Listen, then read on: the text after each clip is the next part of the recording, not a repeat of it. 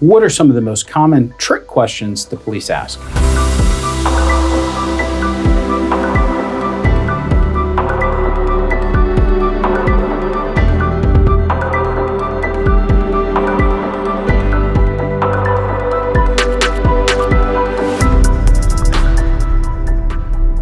Police officers are trained to do their jobs and do their jobs well. So they've been taught how they ask questions, and when they ask questions make a big difference in the type of responses they get. Here's what you need to watch out for when the police are asking you questions. One of the first things that a police officer might ask you after they stop you is, do you know what I stopped you for? The officer here is trying to get you to admit something that you know you've done wrong. Don't fall for it. Rather than providing an incriminating statement against yourself, simply say, no, officer, I don't. The officer might follow up with one of their other trick questions, such as, do you know how fast you were going? Once again, here the officer is looking for you to make an admission that you were speeding. Here's how you should answer that question. No, officer, I don't. Or, yes, I was going the speed limit. Or, I believe I was going the speed limit. Those are appropriate answers, but don't fall into the trap of admitting that you may have been going over the speed limit. That's what the officer is looking for. Easy admissions. If you're stopped in the evening or at nighttime, the officer might ask you questions like, have you had anything to drink? The only appropriate answer to that question is either, no, I've had nothing to drink,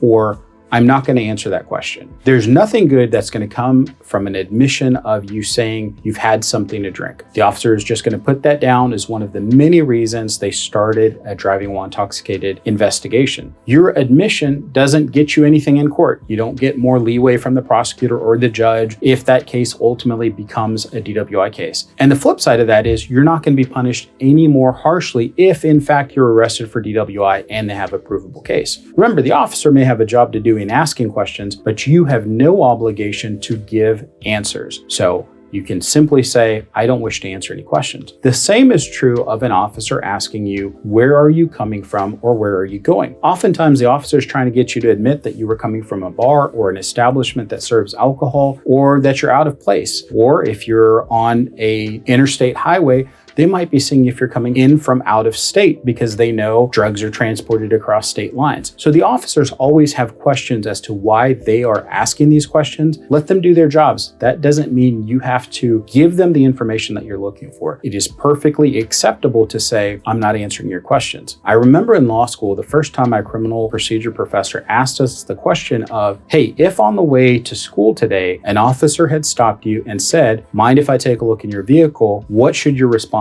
be? And at the time, I still thought, well, the best thing for me to do would be to say, hey, I've got nothing to hide, feel free to search. But the reality is, officers are asking that question because they know if you say yes, there's no legal standard that they have to meet. In other words, in order to normally search a vehicle, the officer would have had to have established probable cause of some offense. That could be something they saw in plain view, or it could be other factors that lead them to believe that an offense has taken place. But without those things, they can't get into your vehicle. They can't search the trunk of your vehicle just because they stopped you for speeding, for example. So don't give in to that temptation of, oh, well, I will look better to this police officer if I just give consent. The reality is you can say no, you should say no, and they can't do anything about you saying no unless they could otherwise establish probable cause, which they either have or they don't. Don't give consent. That's a trick question from the police officers. In Texas, if you're arrested for driving while intoxicated, the officers by law are required to ask you a very specific question. It's a long document that they read that ultimately ends with, will you give a sample of your, pick one, breath or blood? And the officer is the one that picks if it's breath or blood, because they're doing a driving while intoxicated evaluation and testing you to see if they can get more proof of what they believe, which is that you're intoxicated. You should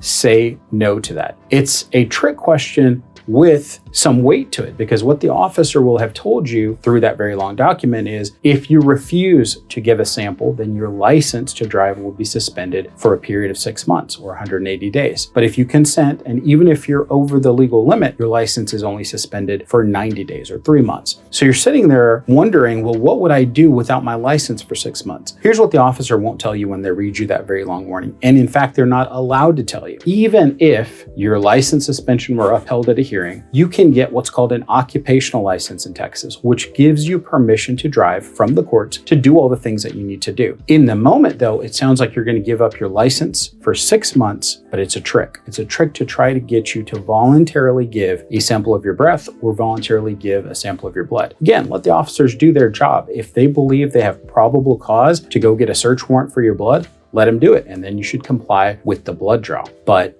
you should not fall for their trick question of saying you're voluntarily going to give breath or blood. Additionally, a defense attorney can attack the search warrant, the affidavit for search warrant that ultimately got your breath or blood. It's very hard to overcome voluntariness of consent. You would basically have to show that when you gave consent, you didn't speak the English language and you didn't understand what the officer was trying to explain to you. That's about the only way you're going to get around giving consent, is to show that the consent was somehow not valid. Are there other trick questions that police officers ask? If you have one, drop it as a comment below. Thank you so much for watching. If you have any questions, drop them below and we'll be sure to answer them in a future video. Or you can find us at versustexas.com.